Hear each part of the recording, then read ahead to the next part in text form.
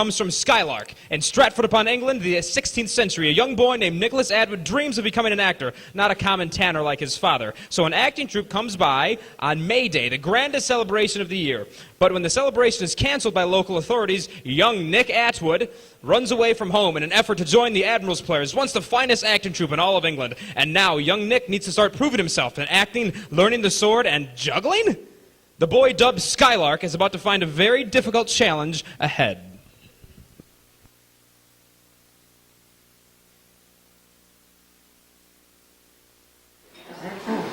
When I come back, I'll be sane enough. It's driving me absolutely crazy. But I'm trying.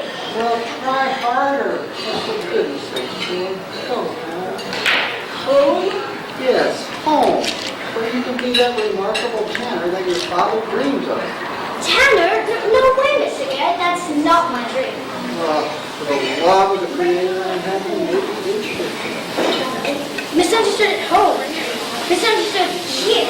Why can't the people who say they love me really act as if they meant it?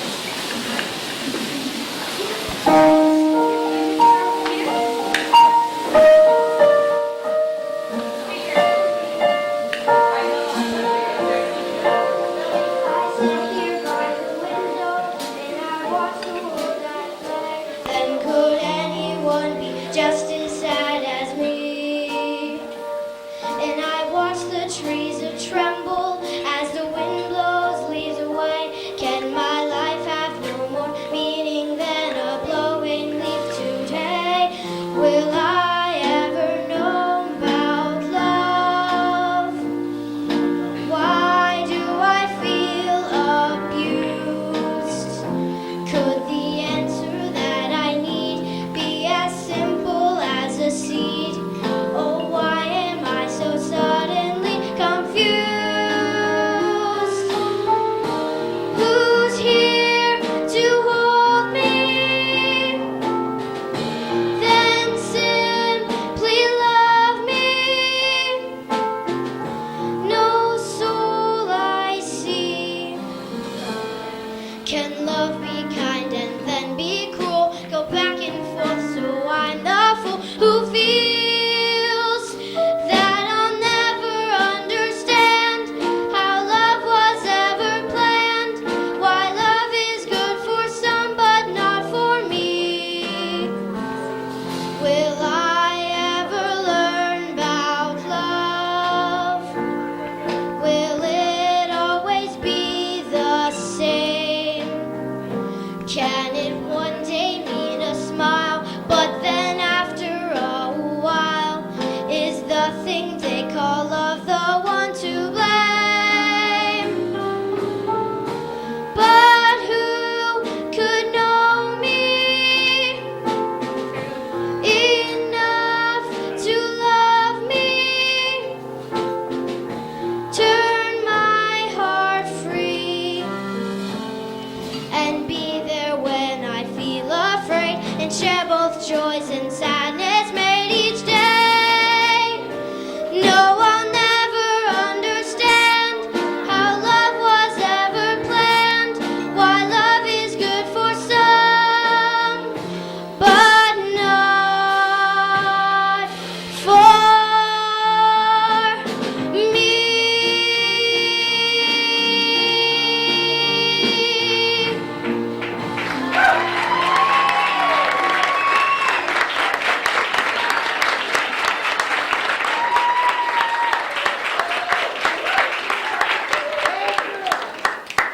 As wild geese that the creeping fowl No, Skylark. Actors do not just say.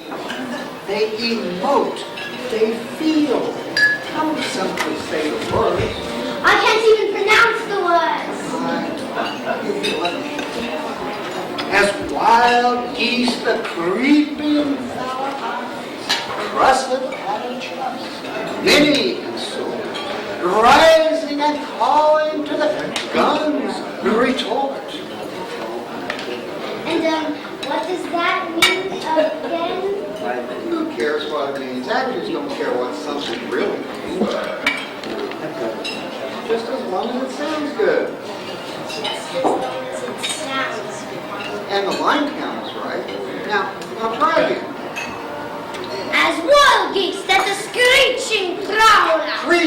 Fowler, Skylark. And don't forget the gestures. The audience won't know you're acting without all the gestures. But they don't mean anything. They don't have to mean anything. Half of what actors do on stage doesn't mean anything. Well, why not? Because we're padding our parts. I mean, we're adding with our parts. Now, let's try again. We'll try again tomorrow. First thing in the morning. If my tired and frail and tattered nerves aren't all destroyed by then. How goes it, Garrett? Don't ask. Don't ever ask. Oh, you'll do better, I hope. Master Blood? I'm here, Haru. Blood, good fellow. I want you to put a sword in this boy's hand. Teach him how to defend himself. Defend myself? Before those who listen to you act take up the sword themselves against us all. Tyler, do you think you could learn the sword with more success than you've shown before? I'm good enough. Oh, you've got to be more than quick, boy. Being quick will not always save your life. You can say that again.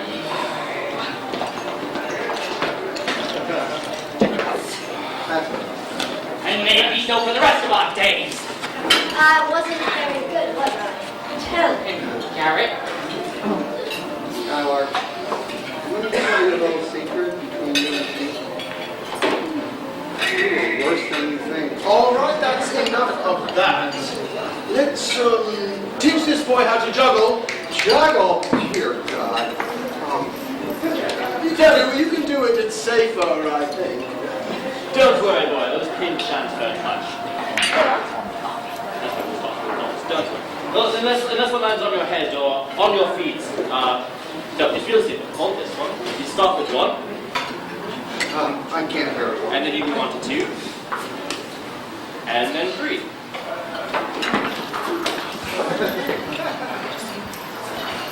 And then four, and then tricks, and then so on. You try. Go on.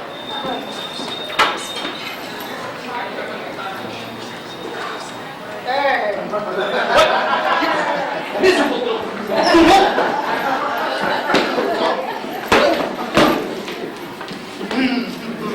Touche, Master Shakespeare, touche. How are you, Gaston? Oh, surviving. Just barely, it seems. Barely sometimes is all one requires.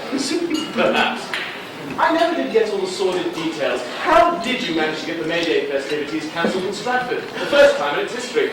Blame your old friend, Sir Thomas Lacey. Oh, that bare-assed old bird bath. Oh, he had great things to say about you. Oh, I'm sure he did. Oh, Master Skylark, there's something I'd like you to meet. Nicholas, this is Sir Master Shakespeare. Shakespeare, this is Master Skylark. Very good to meet you, sir. Nice to see my last play. Oh, well, I must be off. I've got a whole bunch of things I have to do before tonight's Oh, performance. of course, we'll have some drinks and talk later, yes? Splendid. What's the matter, boy? Your fortune lies before you. Oh, that. As I said in Henry IV, fortune never comes with both hands full. Either she gives a stomach and no food, or else lays on a feast and no appetite. I don't think feast or fortune will find me. It seems as if even fate is against me. Your life is a tangled yarn, good and ill together. So make something of it, sort it out, untangle it, and above all, keep trying. Thank you, Master Shakespeare, but why should I keep trying when I have no talent? How poor are they that have no patience? But in patience, there is not always time. I wish I'd said that. You will. What's your Christian name, boy? Atwood, Nicholas Atwood. Atwood. Do you have a father in Stratford who is a tanner? Yes, sir. And your mother's name? Margaret. It is. Did you not marry my mother's cousin, Anne Hathaway? I most certainly did. That makes us related. I suppose it does. Tell me, what brings you so far from home? I've come to seek my fortune. Translation, you ran away. Not precisely, sir. I've met your father, Nicholas. Not a patient man. Well, he was the Ways and Means that made it cancelled. He signed the second complaint against Master Blood. Ah, yes, I heard about that little fiasco. Something to do with a certain identity theft for the past king. And when I was walking to Coventry, I met Master Clare, and he was waiting. Master Carew told me of the glow is right. Master Carew's tongue could paint a masterpiece of acting. How Glorious is the madness of this life. But you've discovered that already. My pops ought to go back home, run away from here. Nicholas, our fears are our traitors, and make us lose the good we might have win in fearing to attempt.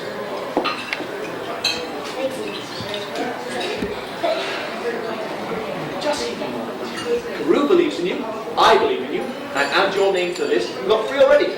Chin up!